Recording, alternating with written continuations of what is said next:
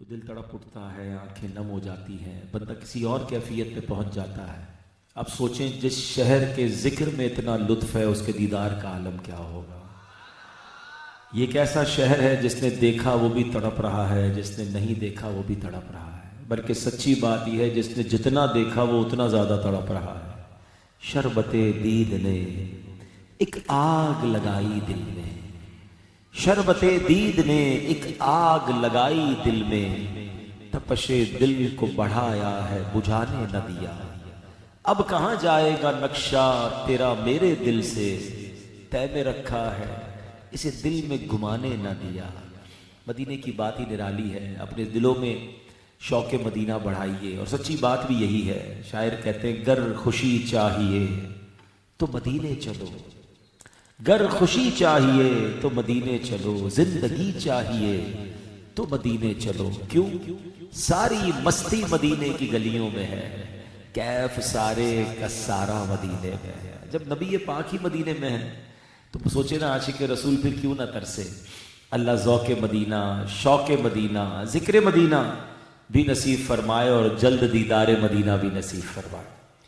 پی N T colony میں اجتماع ہے، اور جب میں ابھی گیٹ سے داخل ہو رہا تھا، میری گاڑی کے آس پاس بہت سارے اسلامی بھائی تھے، بڑا پیار دے رہے تھے اور گاڑی کے آگے چلتے ہوئے آ رہے تھے۔ تو جو میرے ساتھ گاڑی میں تھے میں ان کو بتا رہا تھا کہ یہ وہ جگہ ہے جہاں میں روزانہ ہی سائیکل پر اور موٹر سائیکل پر آیا کرتا تھا۔ آج یہ دعوت اسلامی نے اتنا پیار دیا ہے۔ میں جس گراؤنڈ میں ہم بیٹھے ہیں، پہلے تو یہ تھوڑا اور وسیع تھا، میں یہاں پر آتا رہتا تھا۔ الحمدللہ الفلاح مسجد ہے، باب رحمت مسجد، میں یہاں ذیلی ذمہ دار تھا، روزانہ درس دینے آتا تھا۔ الفلاح مسجد میں مدرسۃ المدینہ بالغان میں نے پڑھا ہے۔ میں جب آ رہا تھا تو گیٹ پر ہی کونے پہ پہلے ایک اور ہوٹل تھا، اسٹور تھا، اس کے باہر چوک درس ہم دیا کرتے تھے۔ اب وہ شاید ہوٹل نہیں ہے، میں نے دیکھا بہت تبدیلی ہو گئی، پی این ٹی کالونی بدل گیا ہے، بڑی بڑی عمارتیں ہو گئی ہیں۔ یہیں کونے پہ ہمارے مرحوم منصور اتاری بھائی کا گھر تھا، ان کے گھر پہ میرا آنا ہوتا تھا۔ یہاں قریب میرے خیال ہے پیچھے ماسٹر صاحب کا گھر تھا، وہاں آتے تھے، اور بھی بہت سارے نام ہیں آگے۔ معین بھائی کی پان کی دکان پتہ نہیں اب وہ ہے کہ نہیں، ورنہ وہاں بھی ہم درس دیتے تھے۔ تو میرا تو بچپن اس علاقے میں گزرا ہے اور بہت وقت گزرا ہے، بڑی یادیں ہیں، اور مجھے اب بھی کچھ پرانے چہرے نظر آ رہے ہیں۔ اب تو ہم سارے بوڑھے ہو گئے جو میرے ساتھ کے تھے، اب تو ہم سب، باقی تو نوجوان کافی بڑی تعداد میں ہیں۔ تو الحمدللہ میں آج اگر دعوت اسلامی کے ماحول میں کچھ ذمہ داری ہے تو اس میں بہت بڑا کردار اس علاقے کے ذمہ داران کا ہے، میرے پرانے ساتھیوں کا ہے، میرے نگرانوں کا ہے۔ انہوں نے موقع دیا، درس دینے کا موقع دیا، بیان کرنے کا موقع دیا، اور آج اللہ نے یہ دن دکھایا کہ ماشاءاللہ آپ سب کے سامنے ہوں۔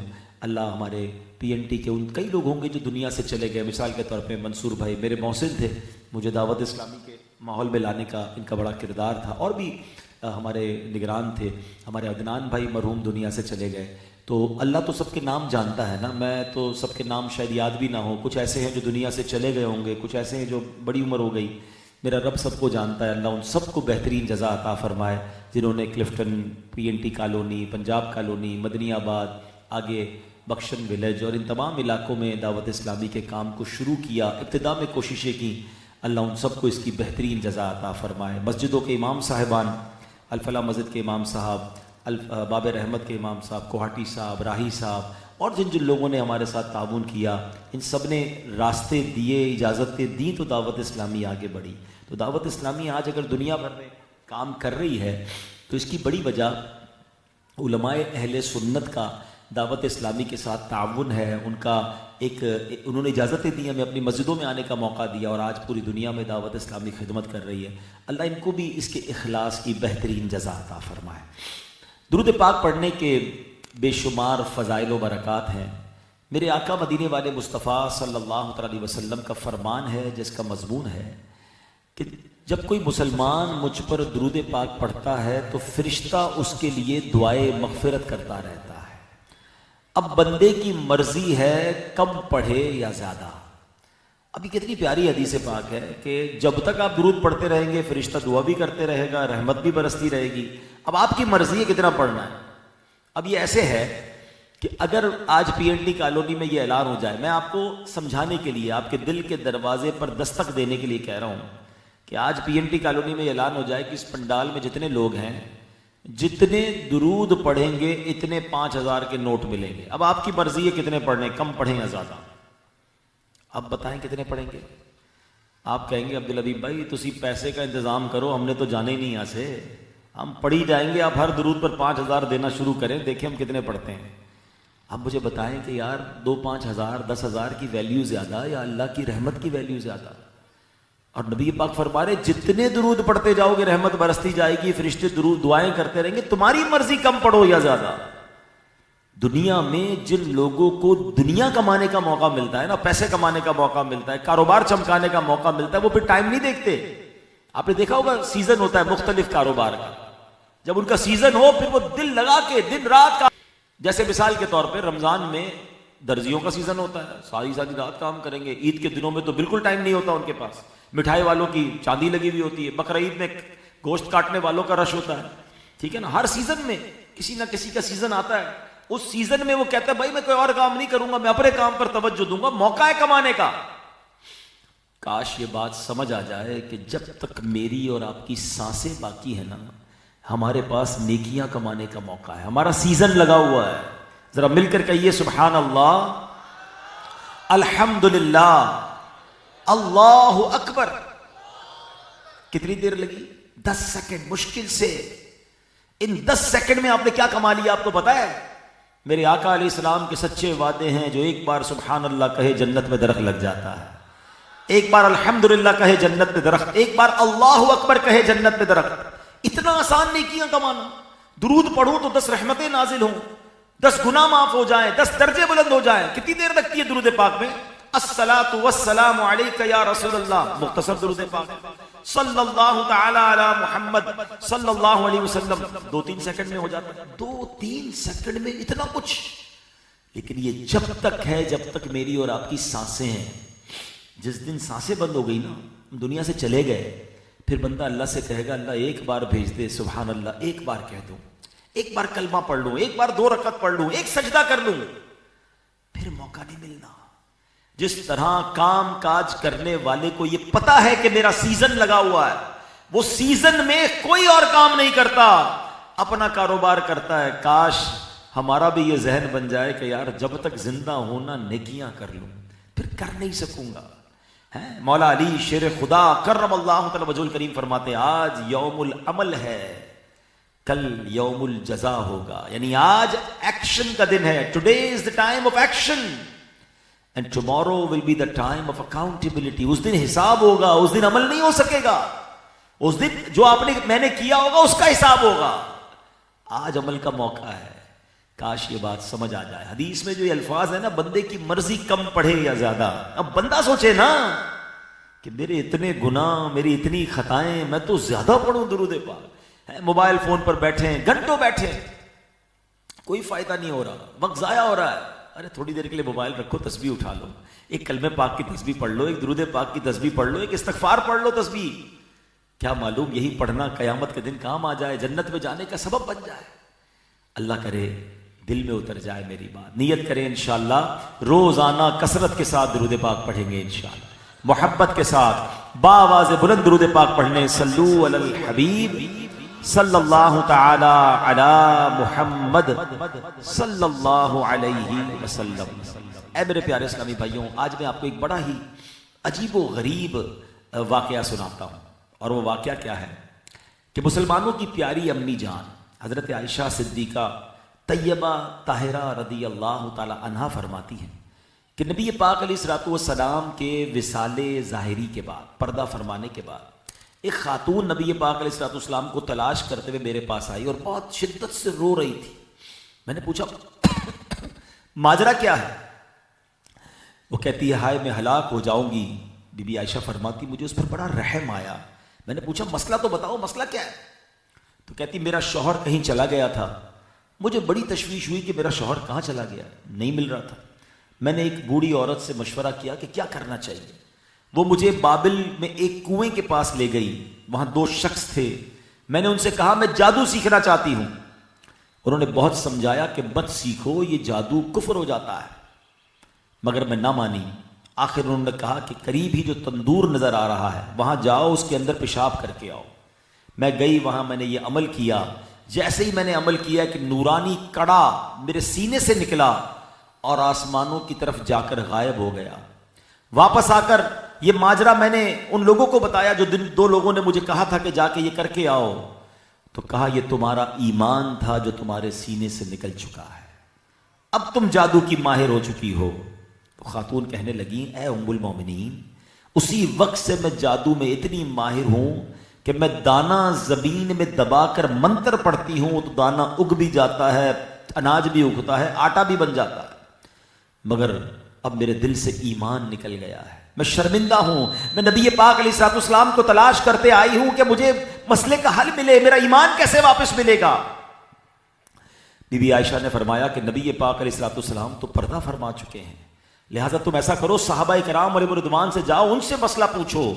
اب وہ خاتون صحابہ کرام کی خدمت میں حاضر ہوئی، مسئلہ عرض کیا تو صحابہ نے فرمایا جادو چھوڑ دو اور تمہارے والدین زندہ ہیں تو ان کی خدمت کرو، تمہارا ایمان تمہیں دوبارہ مل جائے گا. اے میرے پیارے اسلامی بھائیوں، اس واقعے میں بہت کچھ ہے. ایک تو یہ کہ جادو عمل کتنا برا ہے. جادو کرنے والے کا اللہ اکبر اس کے دل سے نور ایمان نکال لیا جاتا ہے. آج لوگ یا تو جادو سیکھتے ہیں یا معاذ اللہ جادو کرواتے ہیں. یہ جہنم میں لے جانے والا کام، یہ اللہ کو سخت ناراض کرنے والا کام ہے.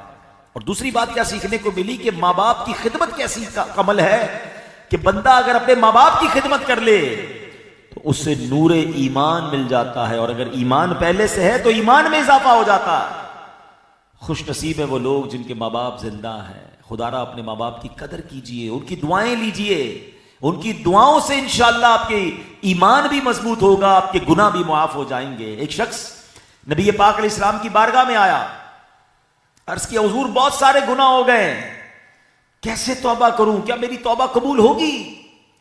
سرکار دو عالم علیہ السلام نے فرمایا جس کا مضمون ہے کہ تمہاری ماں زندہ ہے. کہ حضور ماں زندہ نہیں ہے، چلی گئی ماں. فرمایا خالہ ہے؟ کہ جی یا رسول اللہ میری خالہ موجود ہے. فرمایا جا اپنی خالہ کی خدمت کر، اللہ تیرے گناہ معاف کر دے گا. پتا چلا کہ ماں باپ کی کتنی ویلیو ہے. جو ماں باپ کی خدمت کرتا ہے اللہ اس کے گناہ معاف کر دیتا ہے، اور ماں باپ کے بعد اگر ماں باپ کے رشتہ داروں کی بھی خدمت کرتا ہے اللہ اس کے بھی گناہ معاف کر دیتا ہے. تو اے میرے پیارے اسلامی بھائیوں، جن کے ماں باپ حیات ہیں خدا را ان کی دعائیں لیجئے، ان کی خدمت کیجئے، انہیں ناراض نہ کرنا. پوچھو ان سے جن کے ماں باپ چلے گئے. مگر آج جو بات ہم نے اس واقعے میں سنی کہ جادو کس قدر برا عمل ہے کہ نبی پاک علیہ الصلوۃ والسلام فرماتے ہیں لا ينظر اللہ یوم القیامت الى مانع الزکاة ولا الى آکل مال الیتیم ولا الى ساحر ولا الى غادر. سنو میرے آقا فرماتے ہیں اللہ پاک قیامت والے دن کن لوگوں پر نظر رحمت نہیں فرمائے گا. اب سوچو جس پر قیامت کے دن نظر رحمت نہیں ہوگی ان کا بنے گا کیا؟ اب یہ 4 قسم کے لوگ ہیں، چیک کر لیں ہم سارے. اگر پردے میں میری بہنیں بھی سن رہی ہیں تو وہ بھی غور کریں. 4 قسم کے لوگ ہیں. فرمایا اللہ پاک قیامت کے دن زکوٰۃ نہ دینے والے، یتیم کا مال کھانے والے، جادو کرنے والے اور دھوکے باز کی طرف نظر رحمت نہیں فرمائے گا. خدا کے واسطے اگر یہ برائیاں ہیں تو اس سے توبہ کر لیں. لوگ کہتے کام ہو جائے اس لیے جادو کرواتا ہوں، رشتہ داری ٹوٹ جائے یا فلاں جگہ رشتہ ہو جائے اس لیے جاتے ہیں جادو کروانے. ارے اللہ سے دعا مانگو نا، یہ حرام جہنم میں لے جانے والا کام. بعض اوقات تو اس کے عمل بھی کفریہ ہوتے ہیں، لیکن لوگ اپنا مطلب پورا کرنے کے لیے رب کے غضب کو دعوت دیتے ہیں. ایک بات یاد کر لیں، اگر جو چیز آپ کے نصیب میں نہیں نا آپ کچھ بھی کر لیں، دنیا میں کوئی نہیں دے سکتا. دعا کرے نا اللہ سے، اللہ قریب ہے.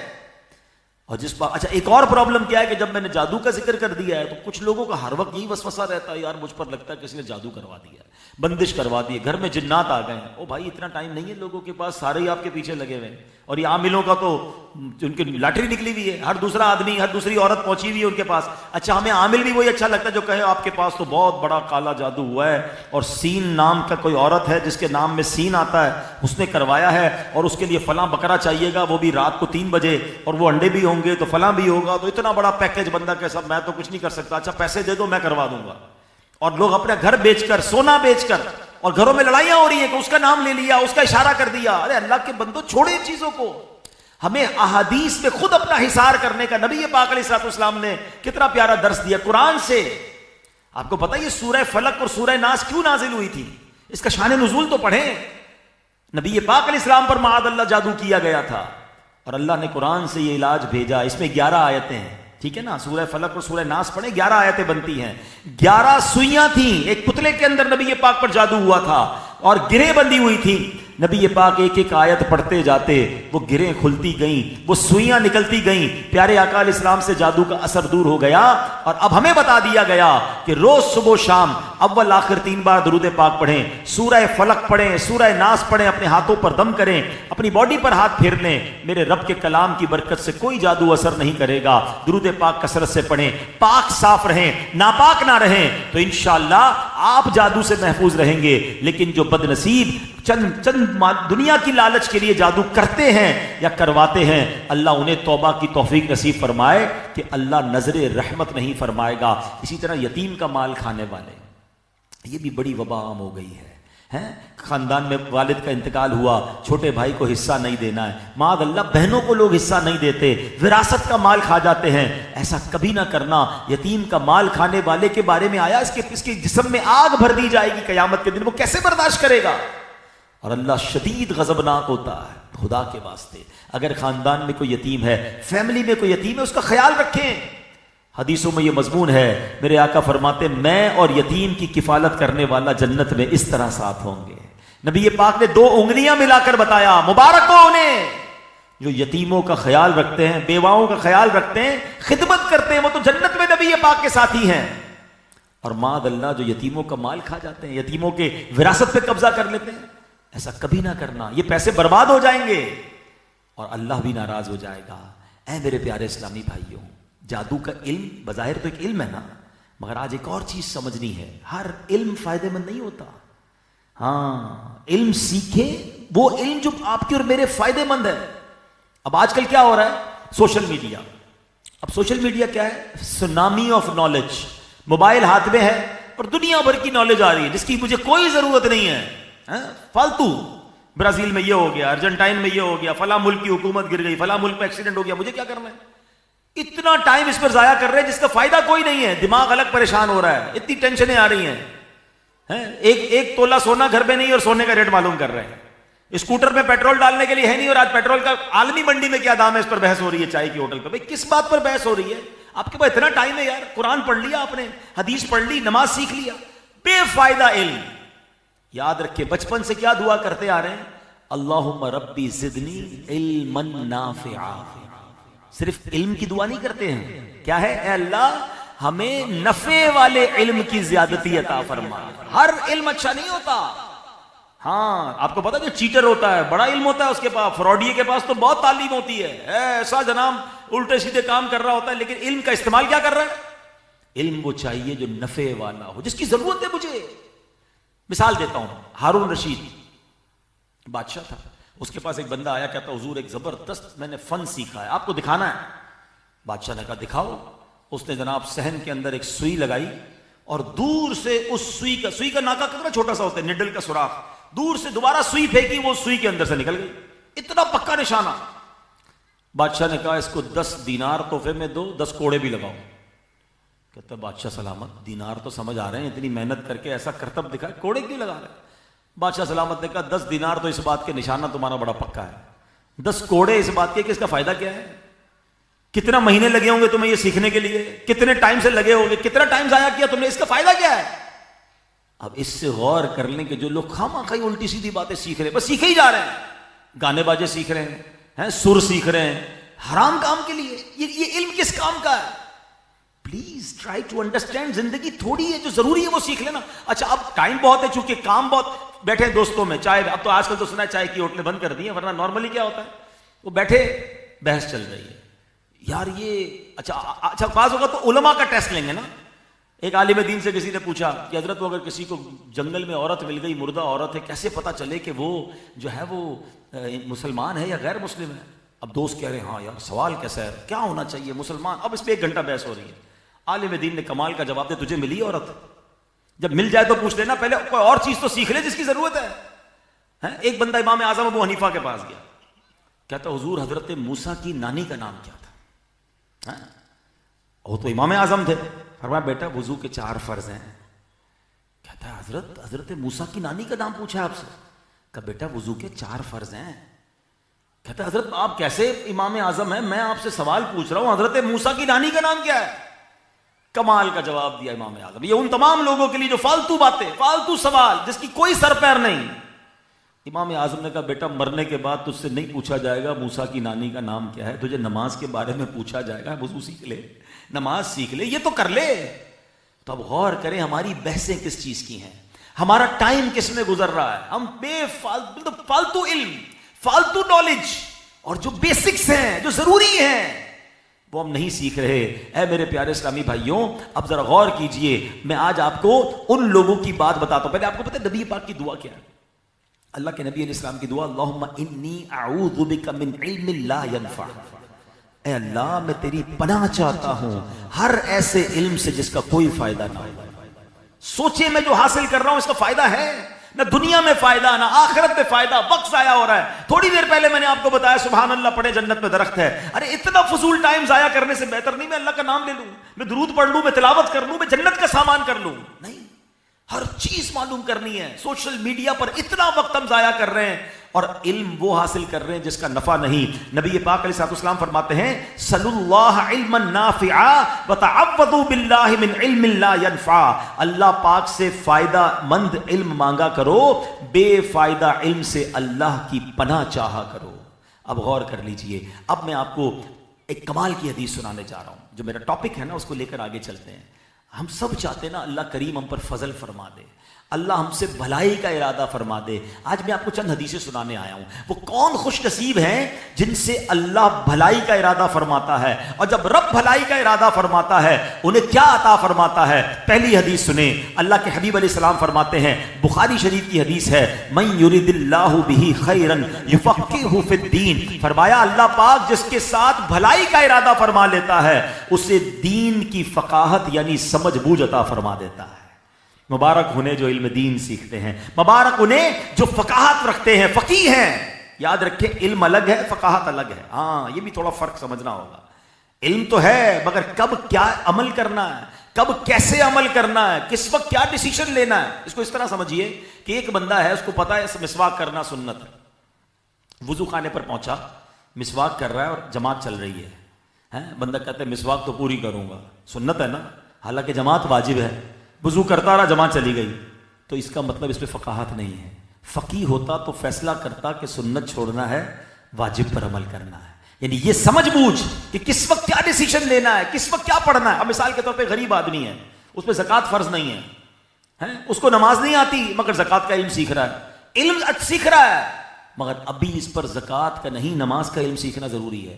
روزے کے دن آ گئے تو روزوں کا علم سیکھنا ضروری ہے۔ یہ فقاہت جسے مل جائے نا، یہ اللہ جس سے بھلائی کا ارادہ فرماتا ہے اس کو یہ عطا فرما دیتا ہے۔ مگر آج حال یہ ہے کہ آج دنیا بھر کی نالج حاصل کرنی ہے اور جو بیسکس ہیں، میں اگر ہاتھ نہیں اٹھواتا، اتنی بڑی تعداد میں یہاں لوگ موجود ہیں، طرح طرح کی ڈگریاں ہوں گی، طرح طرح کے تجربے ہوں گے، لیکن اگر میں سوال کروں کہ اپنے آپ کو جواب دیجئے گا، کس کس کو نماز کے فرائض پتہ ہیں، کس کو نماز کی شرائط پتہ ہیں، کس کو جناب وضو اور غسل کے فرائض معلوم ہے، کون ہے جو تلاوت قرآن صحیح طریقے سے کر سکتا ہے، مخارج کے ساتھ قرآن پڑھنا کس کو آتا ہے، کون ہے جس نے پورا قرآن تفسیر سے پڑھ لیا ہے۔ ان سب چیزوں میں بہت پیچھے ہیں ہم، لیکن دنیا بھر کی بحث چل رہی ہے، کون سی حکومت جا رہی ہے، کون سی آ رہی ہے، ایسا لگتا ہے پورے ملک کا نظام یہی بھائی چلا رہے ہیں۔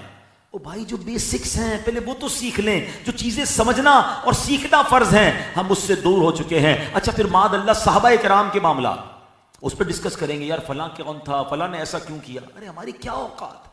امام احمد بن حنبل سے سوال ہوا، آج کل بھی بحثیں کرتے ہیں نا لوگ، حضرت امام احمد بن حنبل سے پوچھا، حضور یہ حضرت علی مولا علی اور حضرت امیر معاویہ رضی اللہ عنہ کے درمیان جو معاملات تھے یہ کیا تھے؟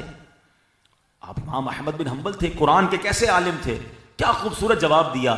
آپ نے قرآن کی آیت پڑھی، فرماتے ہیں تلک امۃ قد خلت لہا ما کسبت ولکم ما کسبتم، وہ ایک امت ہے جو گزر چکی ہے، ان کے اعمال ان کے لیے ہیں اور تمہارے اعمال تمہارے لیے ہیں۔ اللہ اکبر۔ وہ یہ بتانا چاہتے تھے کہ بھائی وہ صحابہ تھے، سب کے سب جنتی تھے، ان کے درمیان جو کچھ ہوا وہ فیصلہ اللہ نے کرنا ہے، ہم بڑوں کے معاملے میں کیوں بولیں، ہمارا ان سے کیا تعلق، جس بات کا ہم سے سوال ہوگا اس بات کی بات کرو، وہ سیکھو اور وہ سمجھ لو، غیر ضروری معاملات میں دخل کیوں دیتے ہیں؟ نہیں جناب، ہم تو کہتے ہیں یار فلاں امام صاحب کہاں رہتے ہیں، ان کے پاس موٹر سائیکل سے گاڑی کیسے ہو گئی، فلاں بندے کی فیکٹری کیسے لگ گئی، ارے اس کا اس ملک کا ویزا کیسے لگ گیا، پی این ٹی کالونی کے چھوٹے مکان میں رہتا تھا، یہ ڈیفنس میں کیسے شفٹ ہو گیا، اچھا جناب نوکری کرتے کرتے اپنا کاروبار کیسے شروع ہو گیا۔ اب ہمارا کام یہ ہے کہ کوئی ترقی کر جائے ہمیں پرابلم، کسی کو عزت مل جائے ہمیں ٹینشن۔ خواتین اگر سن رہی ہیں، عورتوں میں بڑا مسئلہ ہے، اچھا اس کی بڑے خاندان میں شادی کیسے ہو گئی، ارے بھائی اللہ نے نعمت دے دی، تمہیں کیا پرابلم ہے، یہ حسد نہیں تو کیا ہے، یہ چیز اندر ہی اندر لوگوں کو کھا رہی ہے، حالانکہ اس کا نہ سوال ہوگا نہ اس کا مجھے جواب دینا ہے۔ اگر کوئی غلط کام کر رہا ہے، اگر کوئی حرام کر رہا ہے، اس کا سوال مجھ سے نہیں ہوگا، وہ جانے، اس کا رب جانے۔ اب جناب دینی جماعتوں پر، دینی تنظیموں پر، علماء کرام پر اور ہر کسی آدمی پر جناب ہر کوئی دوربین لگا کے بیٹھا ہے، فلاں نے ایسا کیوں کیا، فلاں نے یہ کیوں نہیں کیا، وہ والا بیان کیوں نہیں دیا، اس کی مذمت کیوں نہیں کی۔ ارے وہ جانے، ان کا کام جانے، اگر وہ غلط کر رہے ہیں تو وہ جواب دیں گے اللہ کو، آپ اپنی فکر کریں نا۔ مسئلہ یہ ہے اپنی فکر چھوڑ دی ہے، سب کی فکر میں لگ گئے۔ ایک اور بڑا غیر ضروری کام جو آج نوجوانوں میں ہو گیا ہے وہ کیا ہے؟ اچھا ایک بات یاد رکھیں، جو فضل ہے نا اللہ پاک جس کو، میں نے کہا نا اللہ جس سے بھلائی کا ارادہ فرماتا ہے، ہم نے بھلائی کا پیرامیٹر کچھ اور بنایا ہے۔ ارے بھائی جو زیادہ پیسے والا ہے نا، اصل بھلائی والا تو وہ ہے، اس پر بڑا فضل ہے، اس کے گھر کے باہر تختی بھی لگی ہے ھذا من فضل ربی۔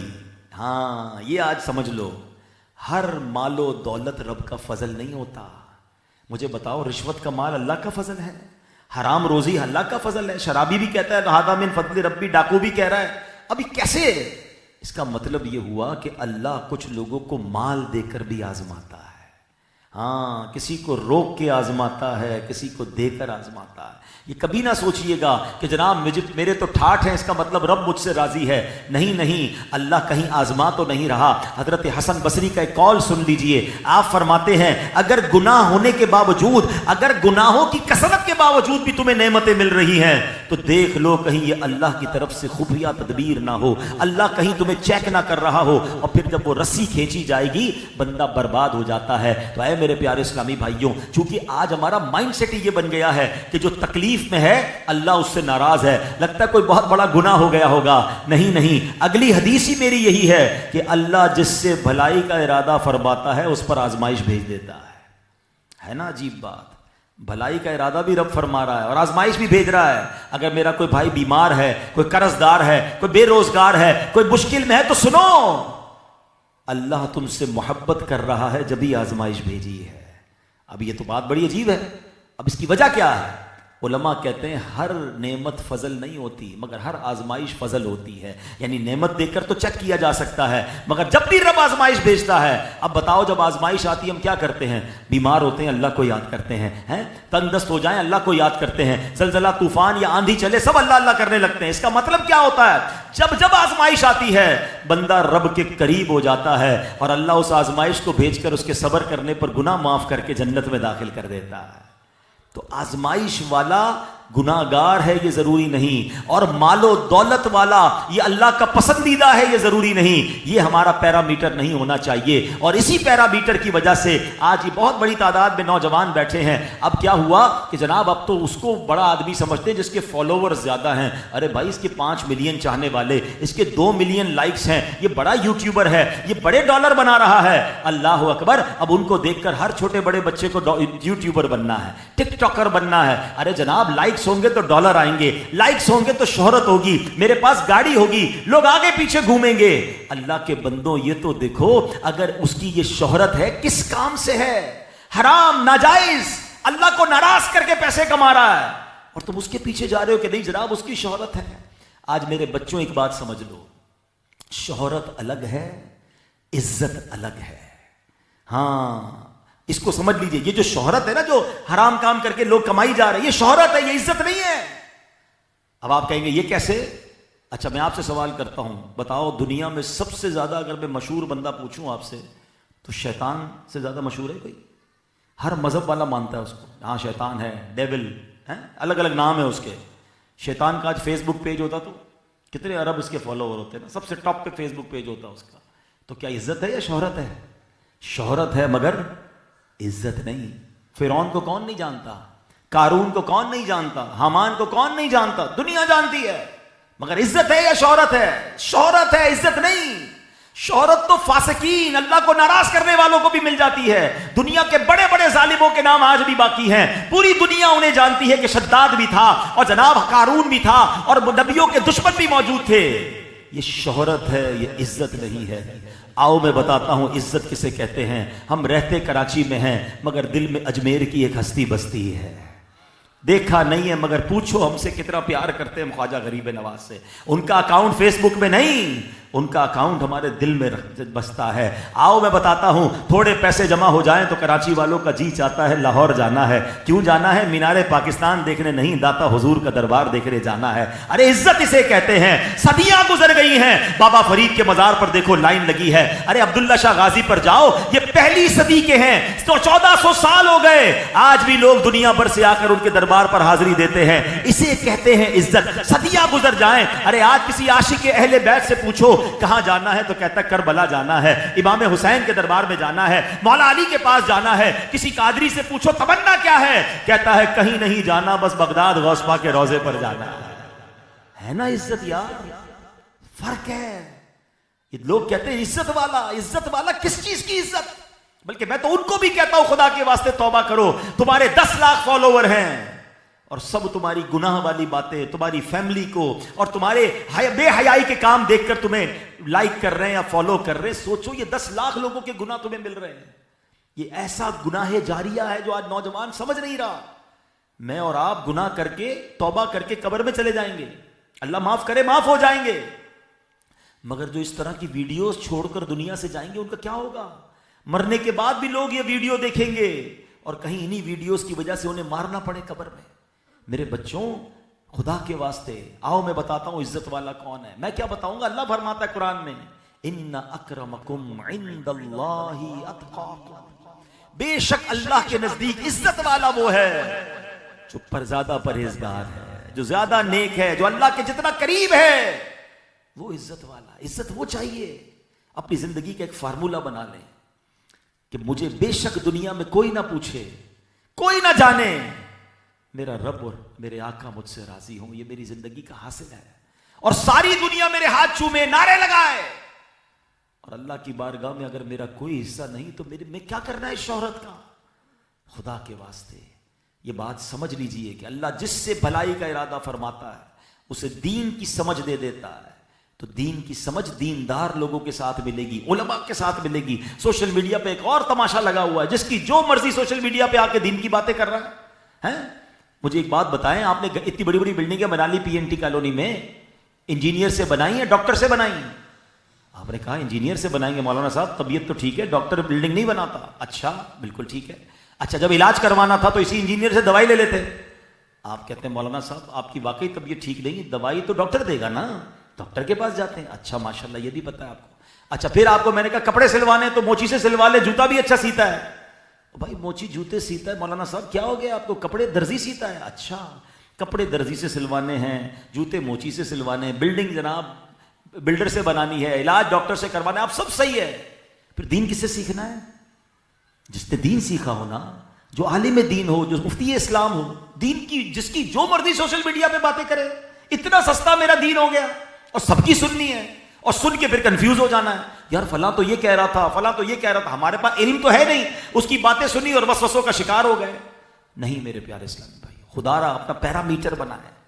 تفقہ فی الدین یہ ہے, فیصلہ کریں کہ کس سے دین سیکھنا. ہم نے دین اس سے سیکھنا ہے جس کے دل میں اللہ اور رسول کی محبت ہے, جس کے دل میں صحابہ اور اہل بیت کی محبت ہے, جو واقعی کوالیفائڈ عالم دین ہے, جس نے علماء کرام کی صحبت میں بیٹھ کر علم دین سیکھا ہے. ہم نے اس سے علم دین سیکھنا ہے جس کی جب مرضی آئے, کبھی گانے گائے اور کبھی رمضان میں آ کے ہمیں دین سکھائے اور ہم سے دین سیکھ رہے, جس کی جو مرضی وہ آ کے شریعت کی باتیں کرے. نہیں میرے پیارے اسلامی بھائی, تفقہ فی الدین, علماء دین کا دامن تھام کے رکھیں. آپ دیکھیں یہ ایک پوری سازش ہے. ہمیں کیا کہا جاتا ہے سوشل میڈیا پر آ کر, علماء کی تو ضرورت ہی کوئی نہیں, اولیاء کرام تو چیز ہی کوئی نہیں, صحابہ تو جناب ضرورت ہی کوئی نہیں. آپ دیکھیں یہ وہ لوگ ہیں جو آپ کو اللہ رسول سے دور کرنا چاہتے ہیں. کہہ نہیں سکتے اللہ رسول سے دور ہو جاؤ, کہتے ہیں علماء کو چھوڑ دو. مجھے بتائیں یہ پورا مجمع بتائے آج تک جو دین میں نے اور آپ نے سیکھا ہے کن سے سیکھا ہے؟ علماء سے سیکھا ہے نا. جمعے میں بیان سنے, علماء کی تقاریر سنی, ان کی کتابیں پڑھی, یعنی جنہوں نے مجھے علم دین سکھایا آپ کہہ رہے ہیں ان کو چھوڑ دو, ان کی ضرورت ہی نہیں. یہ پلان کیا ہے کہ آہستہ آہستہ دین چھوڑ دو.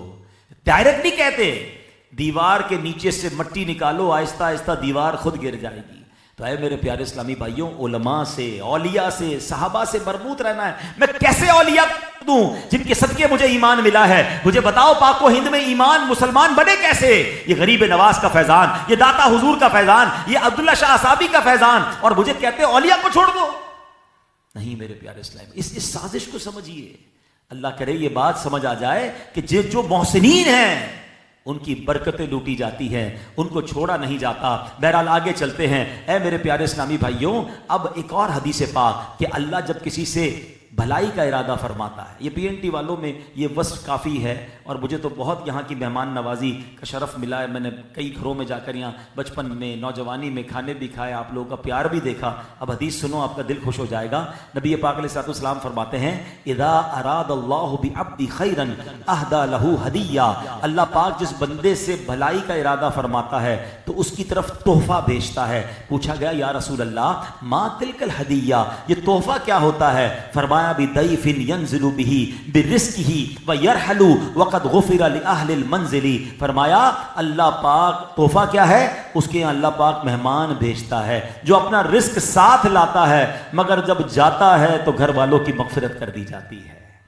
مہمان نوازی یہ بڑا پیارا عمل ہے. مبارک ہو انہیں جن کے گھر میں مہمان آتے ہیں اور وہ مہمانوں کے آنے پر منہ نہیں چڑھاتے بلکہ خوش دلی سے کھانے پیش کرتے ہیں, مہمان نوازی کرتے ہیں. یاد رکھیں مہمان آتا اپنا رزق لے کر ہے, مگر جب جاتا ہے تو میزبان کے گناہ لے جاتا ہے, اس کی مغفرت کا سامان کر دیتا ہے. ایک بڑی پیاری حدیث ہے, حضرت انس رضی اللہ تعالیٰ عنہ نے اپنے بھائی حضرت برا بن مالک سے فرمایا اے برا, آدمی جب اپنے دینی بھائی کی صرف رضائے الہی کے لیے مہمان نوازی کرتا ہے, ایک تو ہم مہمان نوازی اس لیے کرتے ہیں یار رشتہ کرنا ہے, کھانا کھلاؤں گا تو بزنس ملے گا, کیا کروں یار اس نے بھی کھلایا تھا مجھے بھی کھلانا ہے.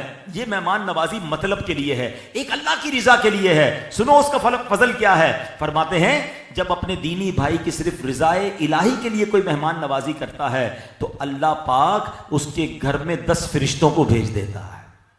سنو 10 فرشتے بھی مہمان بنتے ہیں, اور جو پورا سال اس کے گھر میں رہتے ہیں اور اللہ پاک کی تسبیح بھی کرتے ہیں, اس کی پاکی بھی بولتے ہیں, اللہ پاک کی بڑائی بھی بیان کرتے ہیں, اور گھر والوں کے لیے بخشش کی دعا بھی کرتے ہیں. جب سال پورا ہو جاتا ہے تو ان فرشتوں کی پورے سال کی عبادت کا ثواب جو ہے صاحب خانہ کے نامہ اعمال میں لکھ دیا جاتا ہے, اور اس کی آخرت کی جزا یہ ہے کہ اللہ پاک اس کو جنت میں لذیذ کھانے عطا فرمائے گا, لذیذ غذائیں عطا فرمائے گا. یعنی مہمان آیا تو 10 فرشتے بھی گھر میں آ گئے اور پورے سال کی عبادت بھی شروع کر دی. تو ہمیں مہمان نوازی, اللہ جس سے بھلائی کا ارادہ فرماتا ہے اس کو مہمان نواز بنا دیتا ہے, اس کے گھر میں مہمان بھیجتا ہے. اب ایک حدیث پاک, اللہ پاک جس کے ساتھ بھلائی کا ارادہ فرماتا ہے اسے اچھے اخلاق عطا فرما دیتا ہے. اب غور کر لیں میرے اخلاق اچھے ہیں کہ نہیں, مسکراتے ہیں یا ڈانٹتے ہیں, پیار سے بات کرتے ہیں یا جھڑکتے ہیں, ابے تبے تو تڑاک زبان پر ہے یا آپ جناب ہے. اپنے اخلاق کو چیک کریں, کیونکہ رب نے جس سے بھلائی کا ارادہ کیا اسے اچھے اخلاق عطا فرمائے. اللہ مجھے بھی اور آپ کو بھی اچھے اخلاق نصیب فرمائے. ایک اور بڑی کمال کی حدیث ہے, اللہ کے نبی علیہ الصلوۃ والسلام نے فرمایا اذا اراد اللہ بعبد خیرا, اللہ جس بندے سے بھلائی کا ارادہ فرماتا ہے استعملہ علی قضاء حوائج الناس, تو اسے لوگوں کی حاجتیں پوری کرنے کے کام لے لیتا ہے. یعنی وہ لوگوں کی حاجتیں پوری کرتا ہے. لوگ اپنا مسئلہ لے کر آتے ہیں, وہ مسئلہ سولو کرتا ہے, پیار سے سنتا ہے. اگر کسی کو قرضہ چاہیے, اللہ نے استطاعت دی ہے تو قرضہ دیتا ہے, نہیں دے سکتا تو اس کی مدد کرتا ہے, اس کی سفارش کرتا ہے. کوئی اور پرابلم ہے, کوئی گھر میں مسئلہ ہے تو بیٹھ کے سلو کرواتا ہے. یعنی لوگ اس سے حاجتیں پوری کرواتے ہیں. اب آج کل لوگ کہتے ہیں بھائی میں ہی ملا ہوں, جب دیکھو میرے پاس آ جاتے ہو, اپنے مسئلے میرے پاس لے آتے ہو, میرے پاس کوئی اور کام ہے کہ نہیں نہیں, اگر لوگ آپ کی طرف آ رہے ہیں نا آپ خوش نصیب ہیں, اللہ نے آپ کو یہ مقام دیا ہے, آپ حاجتیں پوری کرنے والے بن جائیں, اس کا بڑا اجر ہے. اے میرے پیارے اسلامی بھائیوں, میں ایک بات آپ سے کروں, اگر آپ ہر بندے کی مالی مدد نہیں کر سکتا مگر پیار سے بات تو کر سکتا ہے نا. جھڑکنا کیوں ہے, دل کیوں توڑنا ہے, ارے دعا تو دے دو, مسکرا کر بات تو کر لیں. اعلیٰ حضرت امام اہل سنت لکھتے ہیں نا, فرماتے ہیں شربت نہ دیں کریں بات لطف سے. شربت نہیں پلا سکتے, میٹھی بات تو کر سکتے, اس کے تو پیسے نہیں لگتے نا. شربت نہ دیں کرے بات لطف سے, یہ شہد ہو تو پھر کسے پرواہ شکر کی ہے. اللہ کرے کہ میٹھی بات کرنے والے بن جائیں. اب میں آخری حدیث بیان کر کے اپنے بات کو ختم کروں گا. بہت سارے لوگ یہاں موجود ہوں گے جو چاہتے ہوں گے زندگی آسان ہو جائے, جو چاہتے ہوں گے اللہ غیب سے مدد فرما دے, جو چاہتے ہوں گے میری مشکل آسان ہو جائے, جو چاہتے ہوں گے میرے عیب نہ کھلے, اللہ پردہ ڈال دے. کاش یہ حدیث سمجھ آ جائے تو زندگی آسان ہو جائے گی. اور یہ ابو داؤد شریف کی حدیث ہے. نبی پاک علیہ الصلوۃ والسلام فرماتے ہیں من نفس عن مسلم کربۃ من کرب الدنیا نفس اللہ عنہ کربۃ من کرب یوم القیامہ. آقا فرماتے ہیں جس نے کسی مسلمان کی دنیاوی پریشانی دور کی, اللہ پاک قیامت کی پریشانیوں میں سے اس کی پریشانی دور فرما دے گا. لوگوں کی پریشانیاں دور کریں, اللہ آپ کی پریشانیاں دور کرے گا. آگے سنیں, وَمَن يَسَّرَ عَلَى مُعْسِرٍ يَسَّرَ اللَّهُ عَلَيْهِ بِالدُّنْيَا وَالْآخِرَةِ. جو کسی تنگ دست کے لیے آسانی کر دے, اللہ اس کے لیے دنیا اور آخرت میں آسانی کر دے گا. وَمَن سَتَرَ عَلَى مُسْلِمٍ سَتَرَ اللَّهُ عَلَيْهِ فِي الدُّنْيَا وَالْآخِرَةِ. جو کسی مسلمان کی دنیا میں پردہ پوشی کرے, اللہ اس کی دنیا اور آخرت میں پردہ پوشی فرمائے گا. وَاللَّهُ فِي عَوْنِ الْعَبْدِ مَا كَانَ الْعَبْدُ فِي عَوْنِ أَخِيهِ. اللہ اکبر. فرمایا بندہ جب تک اپنے مسلمان بھائی کی مدد کرتا رہتا ہے, اللہ پاک بھی اس کی مدد کرتا رہتا ہے. یہ سمجھ آ گیا نا. جس دن آپ چاہتے ہیں آپ کی مدد ہو, آپ سمجھتے ہیں کہ میں بڑی مشکل میں ہوں, میں پریشانی میں ہوں, گھریلو مسئلہ, قرضہ, آپ ایک کام کریں, اپنی پرابلم کو سائڈ پہ رکھیں, دیکھیں قریب کوئی بندہ پریشان ہے, کوئی حال رسول ہے, کوئی رشتہ دار ہے, کوئی غریب ہے, پریشان ہے, آپ اس کی پریشانی دور کریں. انشاءاللہ آپ اس کی پریشانی دور کریں, اللہ آپ کی پریشانی دور کر دے گا. آپ چاہتے ہیں آپ کے عیب نہ کھلیں, آپ مسلمانوں کے عیب چھپائیں. یہ بڑا مسئلہ ہو گیا ہے. آج لوگ کہتے ہیں یار پتا تو چلے اس کے گھر میں ہو کیا رہا ہے, اس کی بچی نے یہ کر دیا, اچھا اس کے بچے نے یہ کر دیا, اس کے گھر میں طلاق کیوں ہوئی, کوئی تو وجہ ہوگی. یہ عورتیں بھی مجھے سن رہی ہیں, خدا کے واسطے چکروں سے نکل جائیں. فون کریں گے, میسج کریں گے, پتا چلا اس کے بچے نے یہ کیا ہے, ہاں اس کے کاروبار میں یہ مسئلہ ہوا, تھوڑے دنوں پہلے پولیس آئی تھی اس کی دکان پر, کچھ 2 نمبر کا کام کیا ہوگا. کیوں؟ اگر پتا چل بھی گیا ہے عیب پردہ ڈال دے, ورنہ ایسا نہ ہو کہ ہمارا پردہ کھل جائے. وہ کہتے ہیں نا کسی کی طرف 1 انگلیاں کرو تو 3 انگلیاں ہماری طرف آتی ہیں. کیا آپ اور میں برداشت کر سکیں گے کہ ہمارے پردے کھل جائیں؟ اللہ سے دعا ہے اللہ دنیا میں بھی پردہ ڈالے رکھے, محشر میں بھی پردہ ڈالے رکھے. یا الہی رنگ لائیں جب میری بے باکیاں, ان کی نیچی نیچی نظروں کی حیا کا ساتھ. ہم تو چاہتے ہیں ہمارے عیب ہی نہ کھلے. یا الہی نامۂ اعمال جب کھلنے لگے, عیب پوشے خلق ستارے خطا کا ساتھ ہو. مگر وہ کیسے دعا کرے گا کہ جو دوسروں کے عیب تلاش کر رہا ہے, جیسے ہی عیب ملے, اب اللہ کرے مجھے کوئی اینکر سنے, کوئی صحافی سن رہا ہو, کوئی جناب رپورٹر سن رہا ہو جو لوگوں کے عیب ڈھونڈتے رہتے ہیں, فلاں کا اسکینڈل, فلاں کا اسکینڈل, بعد میں کہتے ہیں رپورٹ غلط تھی. یار آپ نے اس کو پورے معاشرے میں بدنام کر دیا. کتنا ثواب ملا آپ کو کسی کے عیب کھول کر, کسی کی فیملی کے معاملات بیان کر کے. کیوں؟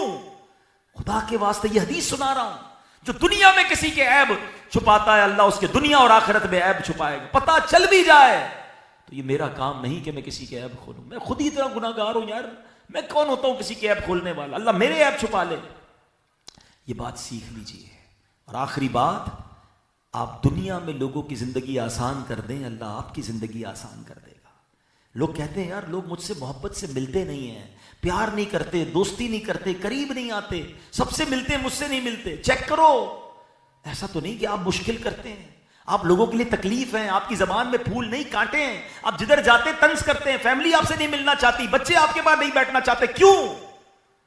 آپ آسانی کرنے والے بنے, مسکرانے والے بنے, آپ لوگوں کے لیے آسان کریں, لوگ پلکوں پہ بٹھائیں گے آپ کو. لیکن لوگوں کو تکلیف ہے. آج کئی ایسے لوگ ہیں جن سے بات کرنے کو جی نہیں چاہتا. جب جاؤ تنقید, جب جاؤ کوئی نہ کوئی اعتراض. کسی کے گھر مہمان بنے تو کہیں یار یہ کلر صحیح نہیں کرایا, پنکھا ٹھیک نہیں کرایا, صوفے وہی پرانے ہیں. ارے بھائی کھانے پہ بلایا, انسپیکشن پہ بلایا آپ کو, ہر جگہ اعتراض ہے ان کو. اگر جو ایسا ہوتا ہے وہ تنہا رہ جاتا ہے. آسان، سافٹ، لوگوں کے لیے آسانی کرنے والے بنے. آپ کے لیے دنیا آسان ہو جائے گی، اور یہ حدیث میں نے سنائی ہے.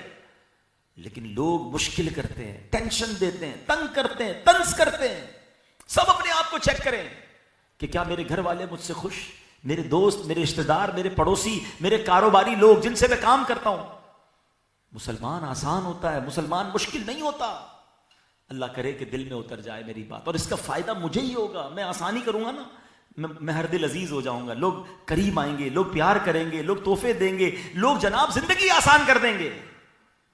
اور جو مشکل کرنے والا وہ تنہا رہ جاتا ہے. اللہ کرے یہ بات سمجھ آ جائے. تو بہرحال میرے پیارے اسلامی بھائیوں، چند باتیں میں نے آپ کے سامنے رکھی ہیں کہ اللہ جن سے بھلائی کا ارادہ فرماتا ہے انہیں کیا عطا فرماتا ہے. تو آج نیت کریں کہ صحیح علم دین سیکھیں گے، ضروری علم دین سیکھیں گے. ہم فضول کاموں میں اپنا وقت ضائع نہ کریں. بہت تھوڑی رہ گئی ہے یار، کتنا جیئیں گے؟ ہمیں تو یہ بھی نہیں پتا آج رات زندہ رہیں گے کہ نہیں. اتنی مختصر زندگی ہے، اور اتنا فضول کاموں میں کیوں اپنے آپ کو صرف کریں؟ نماز پڑھیں، دین سیکھیں، قرآن سیکھیں، تفسیر سے قرآن تو پڑھ لیں. اور الحمدللہ دعوت اسلامی یہ سب سکھا رہی ہے، بغیر کسی فیس کے سکھا رہی ہے. قافلوں میں جائیں تو سیکھنے کو ملتا ہے. دعوت اسلامی کے مدرسۃ المدینہ بالغان ہیں، نماز کورس کرایا جاتا ہے کہ بھائی نماز آ کے سیکھ لیں. دنیا بھر کی معلومات ہے، نماز پراپر پڑھنا نہیں آتی. تو تفقہ فی الدین حاصل کرنا ہے تو دعوت اسلامی کے ماحول سے وابستہ ہو جائے. اپنے بچوں کو بھی علم دین سکھائیں. دیکھیں نا ماشاءاللہ یہ بچے موجود ہیں، ابھی بتا رہے تھے کہ مدرسۃ المدینہ کے کچھ بچوں کو اسناد بھی دیں گے. اس عمر میں انہوں نے قرآن یاد کر لیا، کوئی عالم بن گیا، کوئی حافظ بن گیا. کتنی بڑی بات ہے. ہم نے کیا سیکھا؟ تو آپ دعوت اسلامی